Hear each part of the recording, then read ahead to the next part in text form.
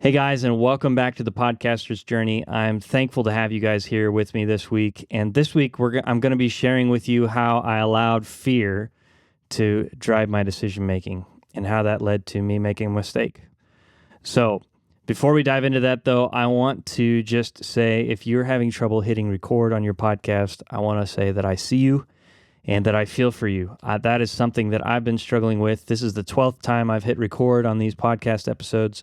And while it may have gotten a little bit easier, it still is a challenge every week. It's something I have to prioritize. It's something I have to really be intentional about.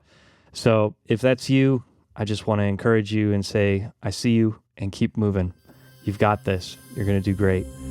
So with that out of the way, let's dive into today's episode.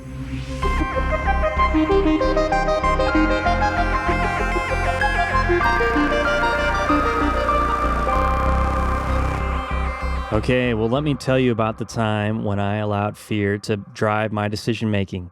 So it's actually tied to last week's story with this podcast cohort that I've just started. So maybe about 3 or 4 weeks ago, my business coach was really trying to help me push this ahead and really encouraging me to try this idea and see if it's something that I wanted to make happen long term in my business with podcasting. I was doing a podcast cohort group.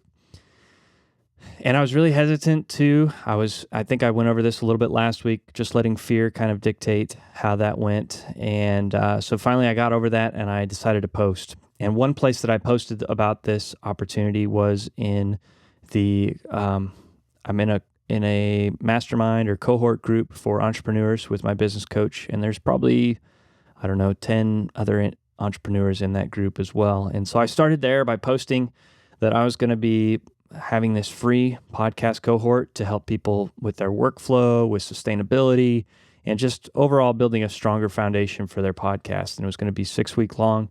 And so I posted it there originally. And after I posted it there, I was like, you know what? I'm going to cast a wider net. And so I sent it over to a few Facebook groups that I'm in. And from there, the story that I shared last week kind of kicked off. I generated a couple hundred leads of people who are interested in this program. And after all that had kicked off and I was trying to figure out how to manage all these folks and how to make sure that I'm following up and having quality conversations with a lot of these people, I developed this application process so that I could qualify these leads. And I was looking for two things really in the applicants to see who I was going to let through.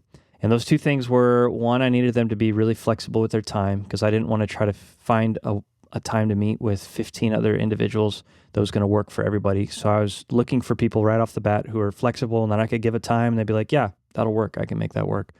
And then number two, and probably the more important one for me, was that I wanted it to be wholesome content.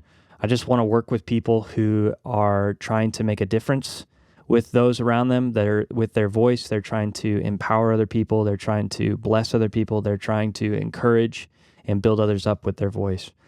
And so those were kind of the two main questions I was looking for on my application.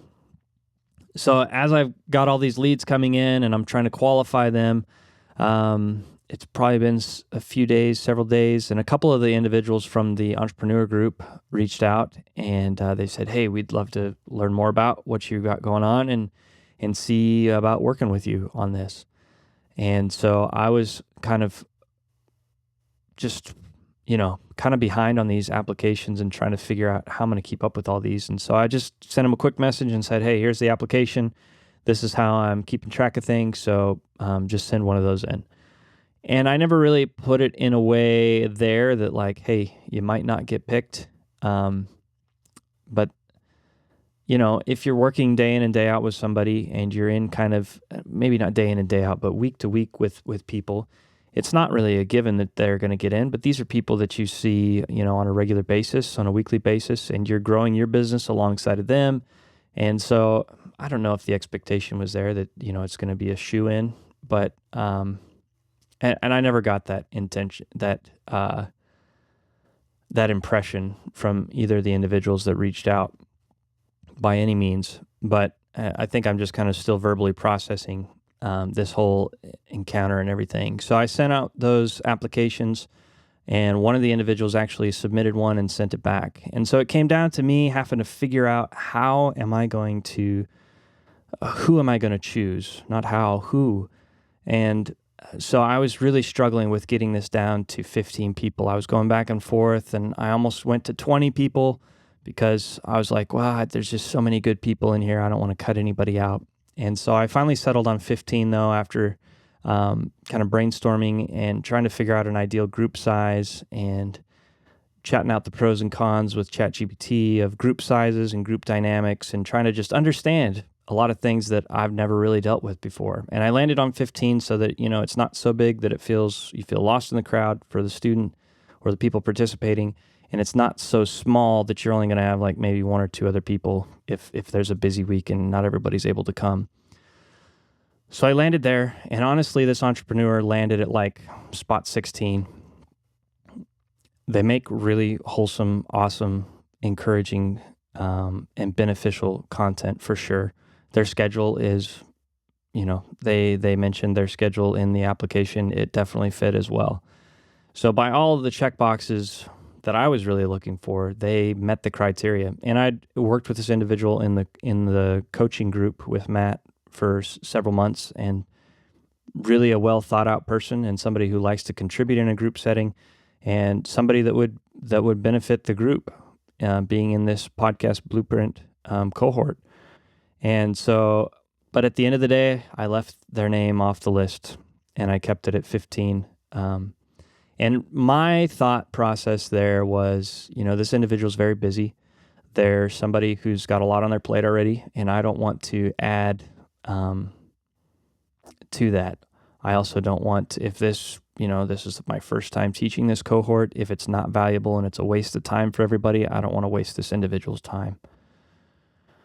And that's how I left it. That's where I left it off. I wasn't super comfortable with it, but I was like, I've got to draw the line somewhere.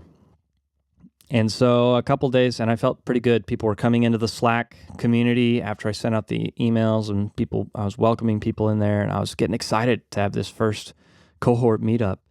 And a couple days later, I went into the group setting with the entrepreneurs with my coach, and we were sharing some of our wins for the week. And I shared there, what had been going on, and I had shared how I'd sent out the welcome letters and letting people know who had been accepted. And I just started feeling really uncomfortable because this other entrepreneur was in the group, and they were listening, and they were on the call as I was sharing, and I was like, wow, I should have put them in the group, or I should have communicated ahead of time that they didn't make the cut.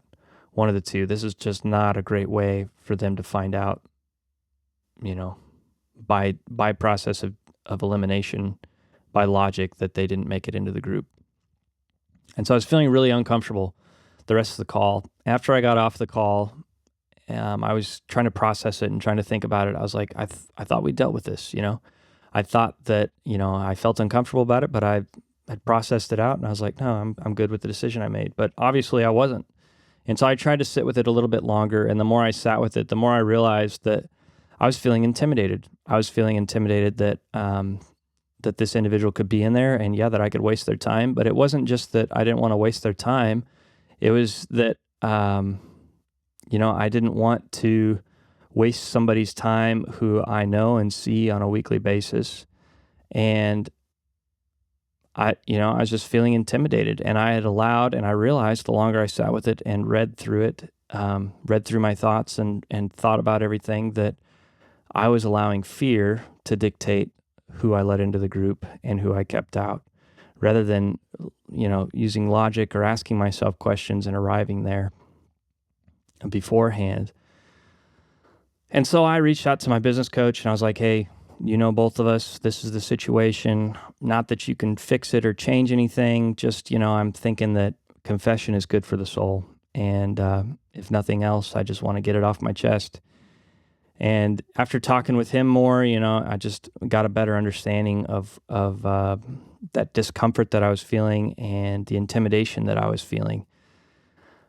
And also just talking it out with him and realizing, I pushed into this group when it felt uncomfortable, and look at what has happened. I've gathered all these leads, something that, I didn't ever think that was going to happen. When I put those feelers out for people who are interested in the group, I thought I might be lucky to get 30 people who are interested, not over 200 people expressing interest. And so coupling that with everything Matt and I had talked about, I was like, I want to live my life in a way where I don't allow fear to dictate my decisions. I see that the beauty and the benefit that living in discomfort can bring, of pushing into that tension, of not sitting back in what's easy and what's comfortable, but pushing into what's uncomfortable.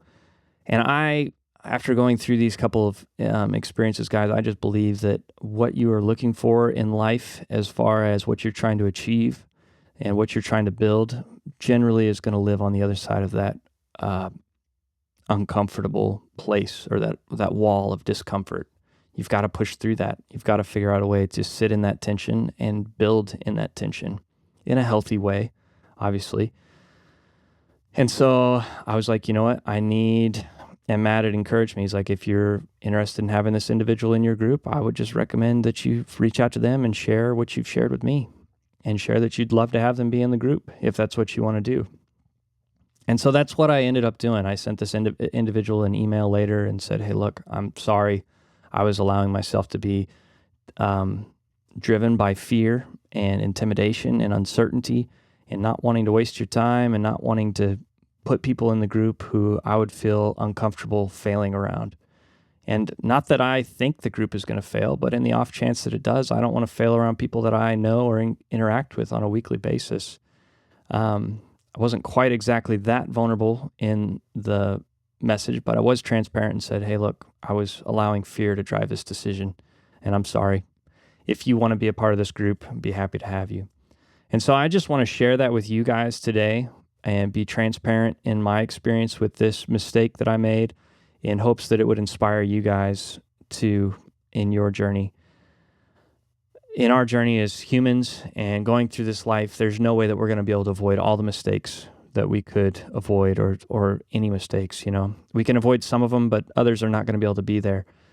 So a couple things to take away for you guys today. I would have just encouraged you guys to, when you're feeling uncomfortable and you're struggling with a decision like that, if you have people in your corner that you can bounce things off of, it might be a good idea to bounce those off of them ahead of time. If I'd have had that conversation with Matt from the beginning, I think I could have gotten to the same spot and realized what I was doing ahead of time before sending out the messages, and before even dealing with some of that discomfort there, dealing with the discomfort on the front end, instead of on the back end. So that's one thing. Another thing is, just like I've already mentioned and stated, like, push into those uncomfortable areas, because that is where a lot of growth is going to happen for you. I've been thinking about this a lot in the past several months, how as children and teenagers, and even in our young adult ages in college, we seem to grow a ton, mentally, physically, emotionally. We're just constantly growing. And then you get to adulthood and it kind of stagnates, and you're kind of just moving through life. It feels like on a conveyor belt from your 30s into old age, it almost feels like. And I think that's because there's no system constantly exposing us to uncomfortable situations, or situations that require us to grow. So all that to say, I just want to encourage you guys to continue to choose growth, to choose life over complacency, and to really push into a lot of these things.